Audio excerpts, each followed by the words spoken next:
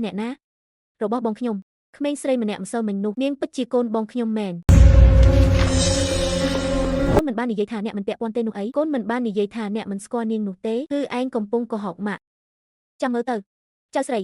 ខ្ញុំនឹងដោះស្រាយខ្លួនឯង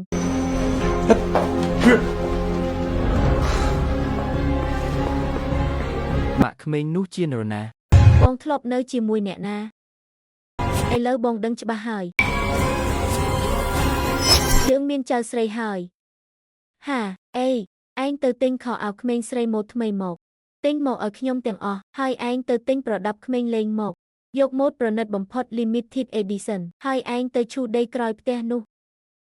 ខ្ញុំចង់ធ្វើសួនកំសាន្តផ្ទាល់ខ្លួនឲ្យចៅស្រីខ្ញុំអត់ទេឯងទៅរៀបចំក្បួនឡានមកខ្ញុំចង់បានក្បួនឡានធំដុំបំផុតដើម្បីទទួលចៅស្រីខ្ញុំត្រឡប់មកផ្ទះ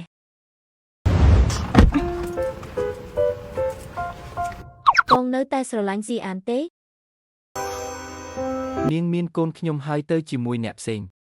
នាងមិនស្រឡាញ់ខ្ញុំទេចុះខ្ញុំចាំបាច់ស្រឡាញ់នាងធ្វើអីតែពេលនេះគាត់មិនមែនគាត់ថាចង់ប្រគល់កូនឲ្យអ្នកវិញហើយទេប្រហែលគាត់ដឹងខុសហើយចឹងខ្ញុំត្រូវអត់ទោសឲ្យនាងមែនទេខ្ញុំជាមនុស្សថោកទាបអីចឹងមែនទេអីចឹងក៏បានអ្នកដោះស្រាយខ្លួនឯងទៅ